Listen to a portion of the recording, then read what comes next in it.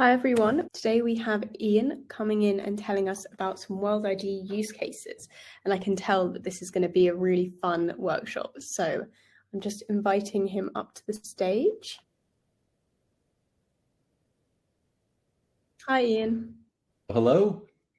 Thank you for joining us today. I will lead the stage and you can get started.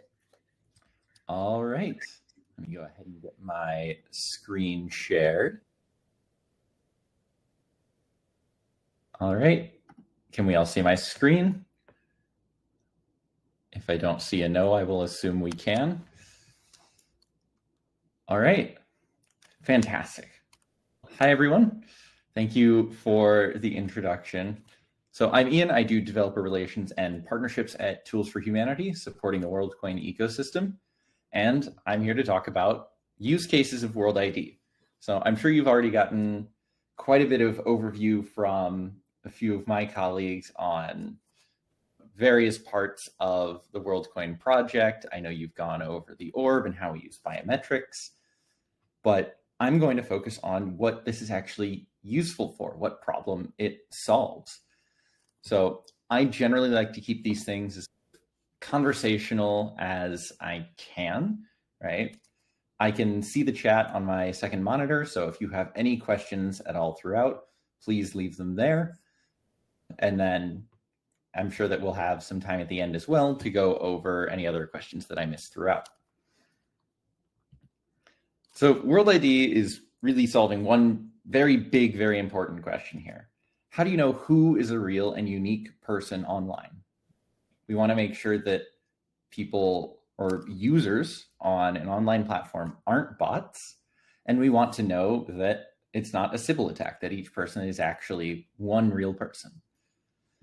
And there's a few ways that we've seen this done before, right? Sometimes it's as easy as checking this box that says, I'm not a robot. And this works great for knowing that a user isn't a bot, but it doesn't do a ton for Sybil resistance, or really any for Sybil resistance. Sometimes that CAPTCHA doesn't know quite enough, and you have to say which images have traffic lights in them, which is annoying, but still pretty easily doable, right? Not too much of a hassle for you as a user. If you've been on LinkedIn in the past few months, you might have seen their new CAPTCHA system that they're using, where you have to pick an image that's the correct way up. And this one's pretty tricky.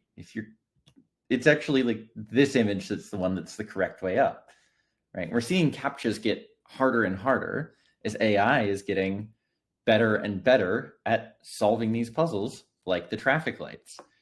A sort of fun fact that not a lot of people know about CAPTCHAs is that when Google first had the CAPTCHAs where it's, oh, identify this word, like type in what this word says, that was actually being used to train their AI models for digitizing books that they'd scanned for Google Books, Google Scholar. Similarly, identifying the images with traffic lights is actually training models they'll use for like Google Maps or Waymo, right? It's a great way to collect a lot of information. And if someone's answers are completely off base, you can tell. But naturally, when you're using these sort of puzzles to help train AI will get better at those puzzles. And we've also seen that CAPTCHAs are getting harder and harder, and humans are getting worse and worse at them. Like this article from 2021 even is highlighting that humans are having trouble with CAPTCHAs. And so we've looked at a few other ways to do it, right? Some people in charge of some social media platforms think that only subscription works at scale. And while it might be well-intentioned, doesn't seem like it works too well, right?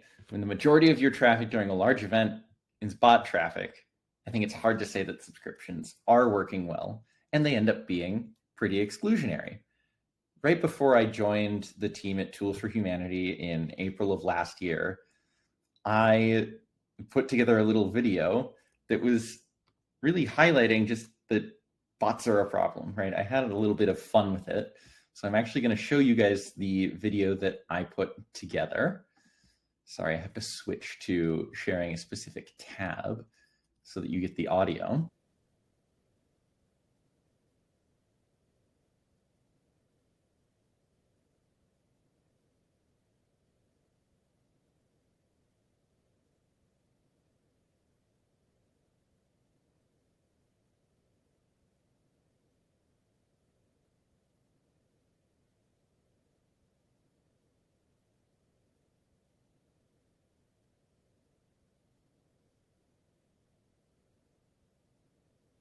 And then I'll go back to sharing the main slides. Bot farms are a real problem, especially on things like social media.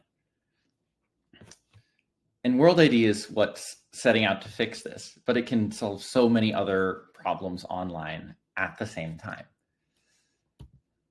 Right, and I'm sure you've gotten some of this overview, but I'll quickly go through a little bit of a recap on WorldID. We've built it to be private, inclusive, and robust. In terms of private, we want to know as little about who you are as a human as possible, just that you are a human. We want it to be accessible and usable by as many humans as possible. And we want it to be robust, ensuring that each real human only gets their one account, right? I'm sure in the biometrics workshop, they went over how we do that privacy and how it compares to some other systems for proving that you're a human, right? In terms of verifying a government ID, we've seen before that the platforms that are trusted and certified to handle your data safely for things like verifying a driver's license to become an Uber driver, they're subject to hacks and breaches that will reveal your public or your private information. And government IDs aren't very inclusive. Less than half of the global population has a digitally verifiable government ID. And those systems aren't always super robust. We've seen various platforms where people were able to use AI to generate convincing ID images with completely fake information that passed that validation. And WorldID is set to address all of these shortcomings of existing solutions, right? And that's what we use the orb for. The orb checks to make sure that you're a human running a variety of machine learning models locally. It checks, or it calculates your iris code in our MPC system, checks to make sure that iris code is unique. And once we have made sure it's unique, your WorldID is verified, and that WorldID public key is added to the Merkle tree on Ethereum mainnet. So I'm not focusing a ton in this talk on how WorldID works or how you can integrate it, but if you have any questions about that, please feel free to ask them. I can dive into that, especially later on in the talk. We've also built WorldID to be super easy to integrate on web, on mobile, or on chain. While WorldID as a protocol is built using Web3 technology, we can completely abstract that away, and we see plenty of use cases for it that are almost entirely Web 2 or completely Web 2. We also see plenty of use cases that are extremely Web 3 native and entirely on chain, right? And I think this is a great example of how tech that's built on Web3 principles of self-custody, privacy by default, right, and ownership over your own data can benefit Web 2, even for applications that don't have any on-chain component. And there's two main ways you can use WorldID. Sign in with WorldID, that's using the same standard as like sign in with Google, sign in with Apple, sign in with Facebook. And that will allow you to sign in simply by scanning a QR code, but also tell that platform that, yes, this is a real human, is verified by WorldCoin. And we also have incognito actions, which are more flexible, more powerful, but it's a little bit more custom of an integration. And with both of those, we really cover almost any like use case you could think of for Sybil resistance or bot resistance for an online application while maintaining that user's privacy. WorldCoin doesn't know your name or your email or any other information about who you are, just that you're a real human. And being able to prove that you are a real human without having to reveal anything about yourself is a fundamentally new primitive for like online identity and verification. And I'm going to go over sort of 7 different categories of use cases where this can make a lot of sense. We'll go over DeFi and Fintech, voting and governance, social media, airdrops, gaming, customer incentives, and events. So we'll start with DeFi and Fintech.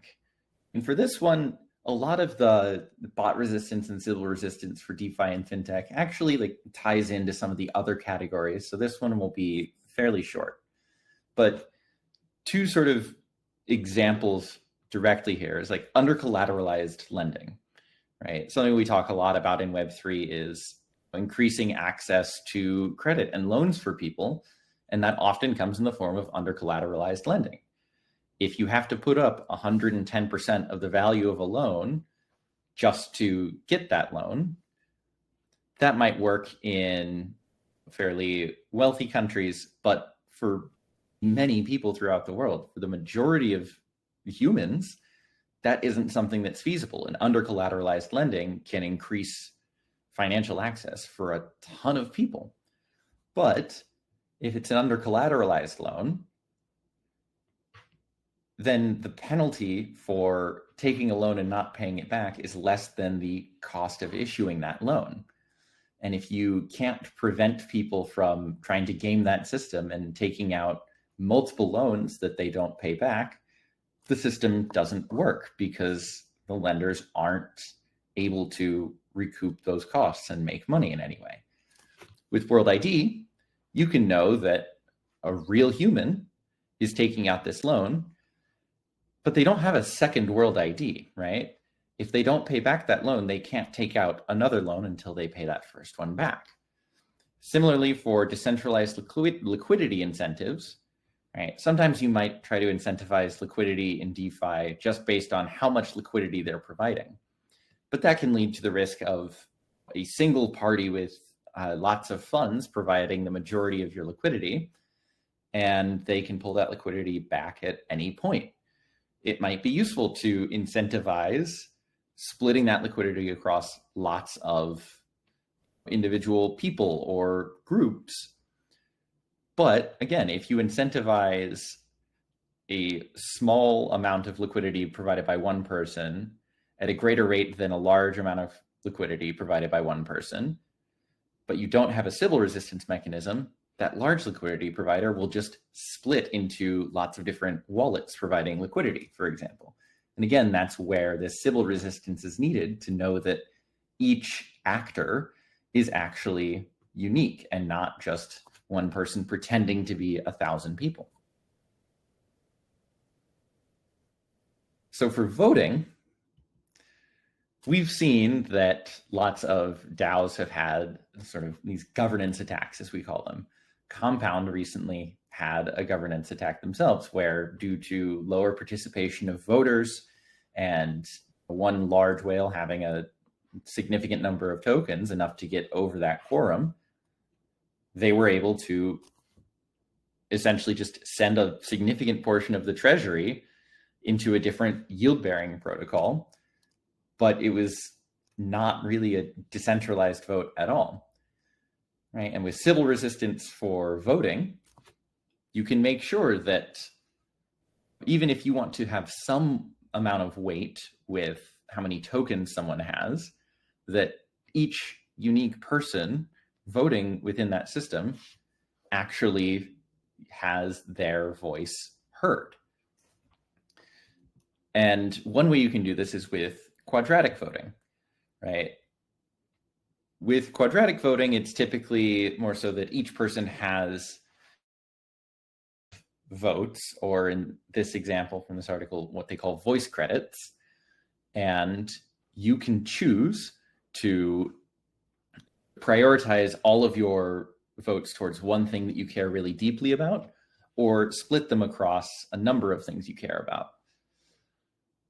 But a sort of combination of token-weighted voting and quadratic voting that I've imagined with WorldID and still want to see implemented somewhere is also quadratic funding, in a sense, where you can have WorldID as part of that voting mechanism, and your votes get weighted more highly for being a real human, right? Where if you have 1 token versus 5 tokens, your 1 token can be weighted more heavily because you verify with WorldID, such that maybe 3 people who verify with WorldID, voting with 1 token each for a total of 3, would win out over 1 person voting with 5 tokens, because these individual people have made their voices heard. And this will help protect against lots of different types of governance attacks like this, and creates this more like democratic, decentralized system that isn't subject purely to who has the most money in terms of who gets to make that decision. Right? Quadratic voting and quadratic funding need Sybil resistance, and WorldID is fantastic for those use cases. Now, social media is a really big one, right? We've already touched on Twitter or X, right, as these social media platforms. Again, similarly, around the time that I joined the team at Tools for Humanity, I built a game that I called All My Friends Are Bots, where you would log in with Twitter and it would show you 1 tweet at a time from your timeline, from accounts that you follow. But randomly, a portion of those tweets would actually be AI generated based on previous tweets of that person you followed. And the goal of the game was to see how many tweets in a row you could correctly categorize as AI generated or a real tweet from that account. And I surprised myself with how difficult it was, right? You can see here that my score is 8, and that was my high score. I could only get 8 tweets in a row correctly categorized as human or AI generated. And it really drove home the point to me that we are at the point with AI where you can't tell when content is generated by a human or generated by AI. Unfortunately, we can't play this game anymore. This was shortly before Twitter made a bunch of AI changes that ruined the ability to actually use your Twitter API without paying a ridiculous amount of money every month. I wish that we could still play this game, but we can thank the owner of Twitter for making the API ridiculously expensive. But as I was saying, we've gotten to the point where you can't just tell by the content itself if it's human generated or AI generated. And that's fundamentally a problem just for content online, right? So we already have a few different integrations for WorldID with some social media platforms, not at the platform level itself, but integrations for more community-focused ones. And our biggest one is Discord. So any Discord server can install the WorldID bot and issue a role to users who verify with WorldID. And they can actually issue a different role if that user is device verified, meaning that they've just installed the World app on their phone, and World app is checked to make sure it's running on a real phone. There's only one version of the app installed. Or if that user is orb verified, and we have a much stronger Sybil resistance mechanism. We actually use this in WorldCoin's own Discord server to gate certain parts of the server behind WorldID. You can go so far as to limit access to your entire server behind verifying with WorldID if you want to be very strict about ensuring only real humans have access to your server. Or you can simply have a special area of your server, right? A specific like section or channel that's only accessible to people who verify. And we have similar integrations available for a few. Reddit is another one where a specific subreddit can choose to issue user flares to people who verify with WorldID. We've built a Telegram integration where you can have a public group chat, but you cannot see or send messages in that chat until you verify with WorldID. Especially in crypto, right? I'm sure that we've all seen how bad Telegram bots can be. And this is one that we also see used quite a bit. And then there are two social media platforms that have integrated WorldID themselves. Discover is a social media platform that's more focused on the Solana community, and they have sign in with WorldID as an option. And Yay is a Japanese social network that also supports signing in with WorldID. Airdrops as well. Oh, I see there are questions in the questions tab. I did not realize those were separate from the chat. Let me take a look at those. So what could happen in the future if another company creates a WorldID with the same use case as WorldCoin or expands on it? Will there be a connection between different WorldIDs to prove our uniqueness? So that is a really good question, right? WorldID does not exist in a vacuum. There are other companies and projects trying to solve similar problems. And there are some ways that you can use multiple of them, but WorldID can also support multiple different types of credentials. So for one example here, we have Gitcoin Passport as another Sybil resistance mechanism within Web3. And with Gitcoin Passport, it collects a series of attestations that you're a human, right? If you sign in with Google, if you sign in with Twitter and it sees that you're an active Twitter user, if you've done KYC on a Coinbase account, those are all things that add up to give you a humanness score. And similarly, WorldID could be one of those stamps, as they call them, helping to prove that you're a human. WorldID would likely be a stronger proof of humanness and proof of uniqueness than something like a Twitter account or a Google account. But all of those things can add up together. But that comes with the caveat that it's not a direct WorldID verification.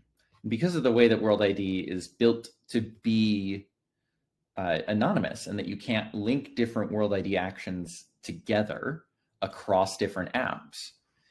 If an application were to say you can verify with Gitcoin Passport or verify with WorldID, there isn't a way to tell that one of those credentials is, or there wouldn't be a way to tell that if you verify with WorldID on Gitcoin Passport and verify with WorldID directly on that platform, you can't tell that those were the same person. And that's where the sort of extensibility of WorldID, where we can support multiple different types of credentials, may be much more useful, because you can have multiple different credentials linked to a single WorldID in order to prevent that double signaling. And then Adam asks, would it be inevitable that a secondary market for WorldIDs would develop? And if so, what could be done to stop this? And that is also a great question. This is something that gets asked quite a bit, right? Can I have my friend verify for me with WorldID, or can I pay someone else to verify with WorldID? And there's a number of things that we're building out that will be coming out in the near future to actually try and prevent this. One of them is what we're calling face auth, right? So when you visit the orb, it's taking a photo of each of your irises to calculate that iris code. And it's also taking a photo of your face and looking at a few other sensors to check and make sure you're actually a human, right? Not a cat, not a dog, not a photo of a human, not a mannequin head. But those images of your irises and that image of your face actually get self-custodied on your mobile phone and signed by the orb so that the app can tell that those photos came from a legitimate WorldCoin orb. And with FaceAuth, you'll actually be able to prevent creating a WorldID verification unless you can show a photo of your face taken from your phone's camera in World app that matches the face in the photo taken by the orb. Right? So that will prevent situations where your WorldID might be on a phone that got stolen and someone is able to use that WorldID, or even things like trying to transfer your WorldID. It won't stop things like asking my friend to verify for me, right? But That's a more human problem. I can always ask my friends to advocate for things for me, right? I might ask my friends to sign a petition, and they may not care at all about that petition, but they're signing it because I asked them to. Ensuring that one real human is actually doing every verification is the important part, but there's the social layer where it can't necessarily prevent people from acting as a social group and acting in a common interest. Another feature that we're going to be adding to help prevent this sort of secondary market is WorldID reset, where if my WorldID gets lost, say it's on a phone that I lose or gets destroyed and I don't have a backup, or someone else somehow gains access to my WorldID, and let's say that they're trying to perform actions that don't require that face-off, I'll be able to actually go back to an orb and it will invalidate my old WorldID and revalidate a newly generated WorldID on my phone that's in my hand. So in terms of people trying to maybe buy or sell WorldIDs, there's no guarantee that WorldID that you might have purchased will continue to be usable for any length of time, which massively disincentivizes trying to purchase them. And it means that if someone else gains access to your WorldID, they're not going to be able to prevent you from performing actions that you want to.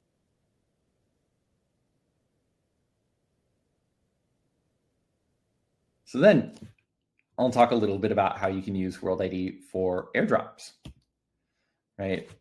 We've seen plenty of airdrops deal with farming activity, with Sybil attacks, right?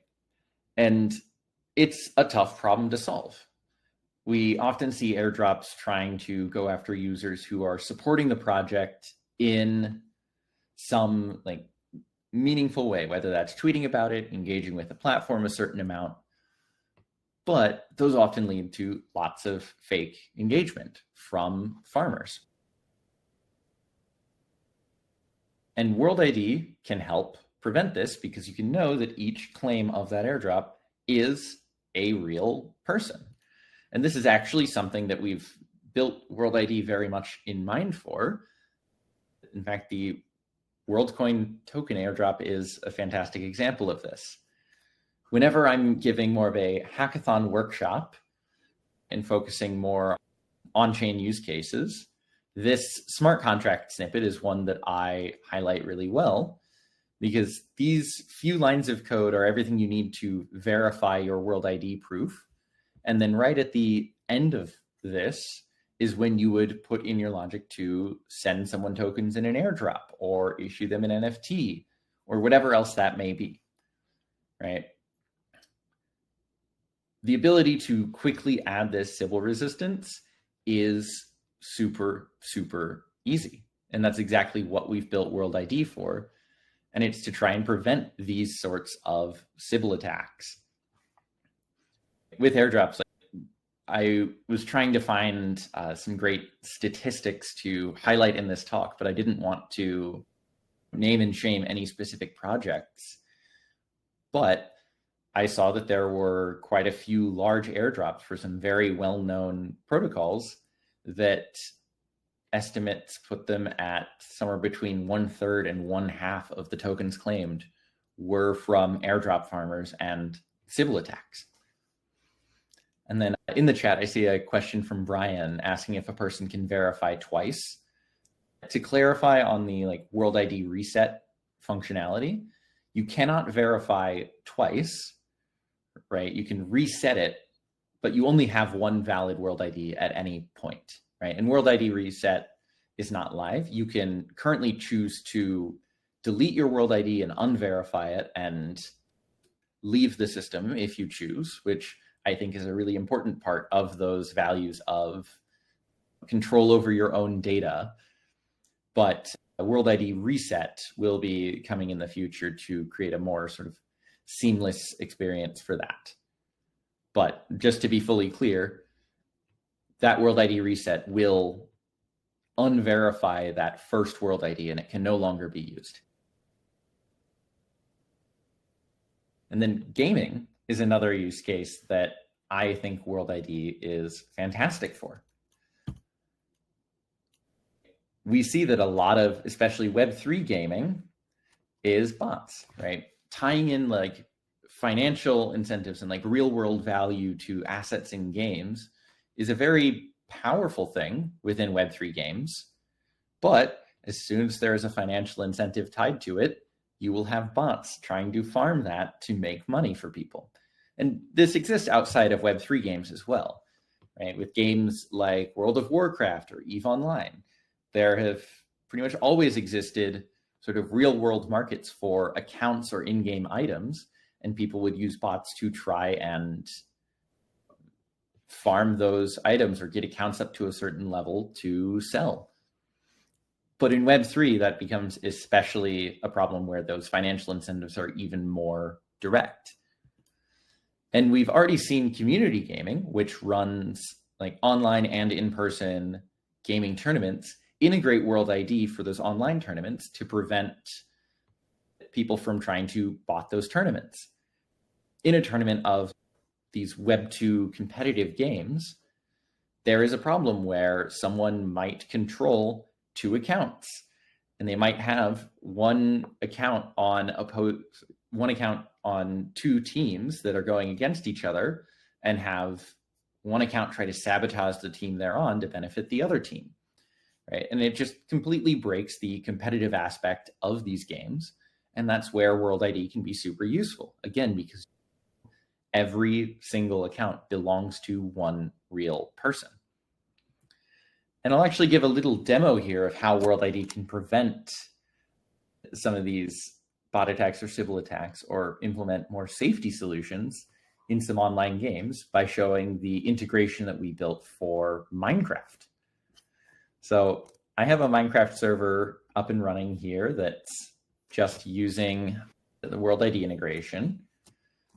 So I've joined the server, and we can see in the chat, I haven't been verified with WorldID, and I need to type a command to verify. But if I try to play without verifying, we see that I can't even break blocks. I can't really interact with the world at all, right? Even if I try to go open a door, for example, I can't even open this door. But if I want to verify, I will click to open this link, and let me actually show you all what this verification will look like. Let me switch my screen share to the other tab here so that you can see. Right, and we see this simple pop-up for me to verify with WorldID. So I'll go ahead and open up World app, and I will scan that to verify. So I've got World app open, it has this QR scanner, and I'll just scan that QR code. And it pops up this modal for me to verify with WorldID. So I tap verify, I see verification successful in the app. And we had a small issue verifying the proof. Let me go ahead and try that again. It might be because I used this while I was testing here. So if I scan that again, I can verify with WorldID. This time it was successful. So I have the Sybil resistance aspect disabled for the demonstration here because, again, I only have my one WorldID. But after I scan that, we see that I've successfully verified with WorldID. And now I can interact with the world exactly as you'd expect. I can break blocks, I can place blocks, I can open doors now. And for a game like Minecraft, this makes a lot of sense to try and prevent things like griefing, right? In gaming, another thing that we see a lot is that there will be rules within a community or within a server or within a game platform. And when people break those rules, they might get banned. But people can try to get around those bans by making another account. And with WorldID, you can effectively enforce those bans because you know that person only has one WorldID. Even if they can create another account with a new email from a new IP address, they aren't going to be able to verify again with WorldID without you knowing that that person has already verified with WorldID on a different account, because it will be the same action. Also, I see there is a question here. Kaho, I will answer that question a little bit later. Another use case for WorldID with customer incentives. I dearly remember back when Netflix offered free trials, right? And from Unethical Life Pro Tips on Reddit, right, they're highlighting that you can get multiple free trials by either creating a new email account, or in this case, just inserting periods into a Gmail account, which will actually send to the same email account, but Netflix or other platforms will register as a different email. And I would be lying if I said I had never used this trick to get multiple Netflix free trials. I am far from the only person that was, and it led to Netflix ending their free trials because people were simply just repeatedly going through and getting free trials without ever actually paying for Netflix. And this is something we see a lot with giving away free trials or sign-up bonuses online, or even just giving away more standard discounts for things, right? If you're an online store offering 25% off of a product, you have to have some protection in place to make sure that you aren't going to have, one person or company buy up your entire stock at that discount just to try and resell it online at full price. So we built this WorldID integration with Shopify, which, similar to the Discord integration, any Shopify store can install the WorldID Discounts app and issue one-time discounts to users who verify with WorldID. And when we first announced this integration, we actually spun up our own store to give away sweatshirts and hats to users who verify with WorldID completely for free, similar to how you might give away merch at a booth at a conference, but available worldwide without having to worry about one person claiming 100 different sweatshirts so that they could try and resell them. And this was actually really successful for us. They sold out much more quickly than we expected. And we could see that, yes, all of these are unique people claiming these things. And we also see some real world usage of WorldID for giving these sorts of discounts. This is a drink company based in Singapore that's offering $5 off their mixed pack of this beverage for users who verify with WorldID, right? They want to give people the option to try out this beverage at a discounted price, but if there's nothing preventing you from getting that discount over and over again, they might as well just lower the price. But they don't want to do that, and that's what they use WorldID for. Finally, the last category I'll talk through here is events. If any of you have tried to go to a concert recently, you've probably seen how many tickets are available in the first sale, and it feels like they're being sold out very quickly. But there's a lot of them that are available for resale for a very high markup over the initial cost of that ticket, right? And especially in tours for some of the biggest artists today, like Taylor Swift, we see a lot of this, right? So platforms like Ticketmaster have tried to implement their own sort of bot resistance mechanisms, limits on how many people or how many tickets can be purchased per account. But these things haven't really been effective enough, because if it's, okay, 5 tickets per person, that might mean, okay, one person can buy 5 tickets for their family.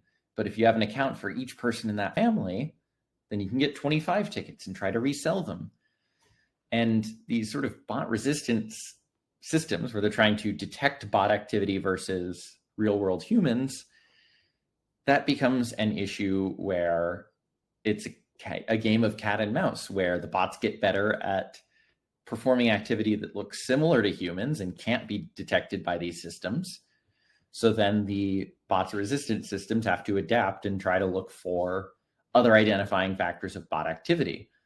But if it's purely sort of behavior based like this, then at the end of the day, you're just going to end up with bots that are really good at acting like humans, right? So you need a way to actually tell that this user is a real unique human, and also potentially ban them from purchasing future tickets if they are scalping, right? If they are purchasing these tickets just to resell them at a very high markup.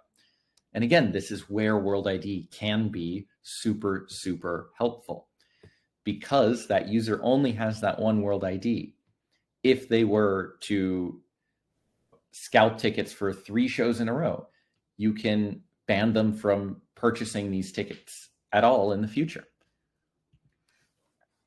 And we already see some usage of biometrics for actually trying to fight ticket scalping, right?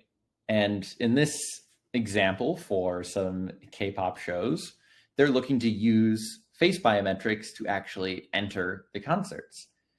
And this is something that, while WorldID can't support this today necessarily, with WorldID face-off, you will be able to require that person to do a WorldID verification on the spot to enter the concert. And you can know that is the same WorldID that actually was used to purchase this ticket, because if you have them perform the same action, then you can tell that WorldID identifier for that action matches up. But this provides a benefit over the solutions being proposed here, because that user's biometric data doesn't leave their phone when they're entering the concert, right? You don't have to deal with the sort of GDPR aspect of taking in these biometric images, making sure that you delete them and store them safely, even just temporarily, right? Because if that data just stays within the user's control and uses these cryptographic mechanisms to verify that it's correct, you don't ever need to see that data in the first place.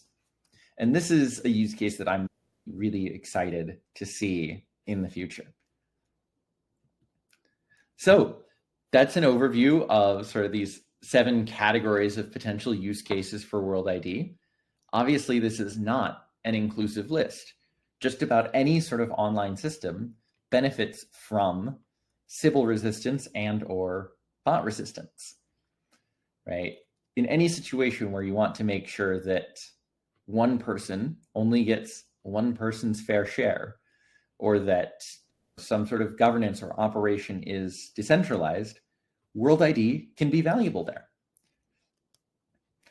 So thank you all for listening to me ramble about WorldID for 45 minutes. So we have 15 minutes left. I'm happy to answer any other questions people might have. If anyone has any other use cases that they'd love to bring up that they think can be useful, I'd love to chat about them. Really, this is just 15 minutes of open time where we can chat about anything. I can answer all your questions. Thank you so much, Ian. That was a really interesting presentation. It's such an interesting topic. Yeah, so does anyone have any questions or things they want to talk about with Ian? There is one question that I said I would come back to later from Kaho. I'm not exactly sure how to pronounce it, but they asked, can WorldID integrate with account abstraction? And the answer is yes. We've seen quite a few projects, mostly at hackathons so far, that used sign in with WorldID as an authentication mechanism for an account abstraction crypto wallet. And in fact, like the wallet within WorldApp is an account abstraction wallet. It's not directly integrated with WorldID. We want to keep a level of separation between your wallet address that has all this public activity around funds that you're sending and receiving or applications you're interacting with. We want to keep that separate from your WorldID to a degree, but it absolutely is possible and has been done. And then another question, will WorldCoin use proof of personhood, proof of membership, or both for health distribution and refugee aid? considering WorldID's potential. This is a use case that we've looked at quite a bit. This is one that we're talking to a few different organizations about actually implementing. But there's a few logistical challenges to it, right? In situations of like refugee aid, we would need to have orbs available for people who have not already verified. But as orbs become more and more available, this is a problem that becomes easier and easier for us to help solve. Keho says, can a user sign a message? E.g., if I have an AI agent that is authorized by me who has a WorldID. So this gets a little bit into like how WorldID actually works and how you would integrate it. When you're verifying with WorldID, you're generating a zero-knowledge proof on your mobile device, proving that you control the private key to one of the public keys in a Merkle tree on Ethereum mainnet.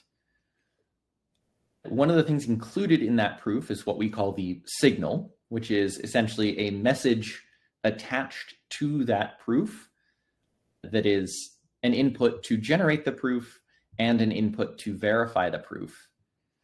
And if that signal does not match up between the proof that has been generated and when you're verifying, the proof won't verify. So functionally, that signal can be seen as this WorldID user signing a message for this action. Because if that message were to be modified in some way, the proof won't verify. You can make sure that input when you're verifying matches what the user wanted it to be when they generated the proof. So two examples of where that would be used, right? In a voting situation, you might have which option you're voting for as the signal, right? So that if you generate that proof and someone tries to submit that proof but change who you're voting for, that proof won't verify. Similarly, for airdrops, you might use the wallet address that airdrop should be sent to, so that someone can't use that WorldID proof to claim your airdrop to a different wallet. And then when will these annoying CAPTCHAs be replaced by WorldID? It would be such a relief. I would love to see that happen as quickly as possible. The device verification level does add a high level of accessibility, right? Pretty much all that you need to have is a smartphone and an internet connection, which is very accessible in most parts of the world today. But having your users download an app just to access your platform is still a hurdle in terms of user experience. Whereas with a CAPTCHA, there's nothing that they need to install. They just have to solve this little puzzle. If they can solve it, right? If it's not too difficult. We're seeing more and more that as WorldID becomes more widely distributed, applications are more open to replacing WorldID or replacing CAPTCHAs with WorldID, or at least adding WorldID as a sort of one-time verification and you'll never see a CAPTCHA again. But that really just comes down to it becomes even easier as we scale more and more. Does WorldCoin have some kind of policy for what would happen if a WorldID is associated with some kind of criminal activity? I do not know the answer to that one, but I think information I can provide here that's relevant is that WorldCoin can't tell which user generated a specific WorldID proof. And that is baked into the protocol. That is how it's designed for a user's privacy, is that we cannot backtrack from the zero-knowledge proof to which WorldID generated that proof. And then suggestion, WorldCoin focuses on identity verification through orb iris scans, but why not extend its use to the medical field? Diagnosing eye diseases, monitoring eye health, supporting research and development in ophthalmology. I think that's a very interesting proposal, but because WorldID focuses specifically on this one use case, and WorldCoin does not store those images, it would be quite difficult to use those images for any of those use cases because we actually don't have the images to use them for that. And using these images for other uses runs into some issues with data privacy laws, right? We can't just choose to use data for something else than what you agreed to allow us to use it for. We could potentially allow you to share those self-custodied images with medical providers, but I don't know if those images would meet the needs for certain type of medical diagnostics. I think it's an interesting question to bring up, but it's a very separate use case for the technology from what WorldID was built for. And then in the chat, I also see, can someone use WorldID for travel and immigration? Today, no, because immigration, right? When I have to scan my passport entering into a foreign country or when I'm coming back into the US where I'm based, that isn't about proving that I'm a human. That is about proving which human I am. They want to know exactly which person is entering or leaving. And because WorldID doesn't have that information about you, we don't know your name, we don't know your passport number, we don't know any of that, we can't provide that information for those authorities, right? In the US, we have this program called Clear, where you can actually use an iris scan to get into airport security. And it uses that for identity verification, ensuring that, yes, I am the person whose name is on this airline ticket. And while the technology of how they take a photo of the iris and then calculate an identifier from that is fundamentally very similar to how the orb works, the difference is that those systems are then looking up that iris code in a database to see, okay, it's Ian Dillick, this is their driver's license or passport number. And yes, they match up in the flight manifest. They actually have a ticket for this. And that ties into the security authorities' databases that they have. Whereas with WorldID, we simply use that iris code to check and make sure you're unique. And then everything else is protected behind that zero knowledge proof of the protocol for your privacy. Today, no, you cannot. The protocol is built in a way that does not support that sort of use case today. And then I see Sebastian is typing.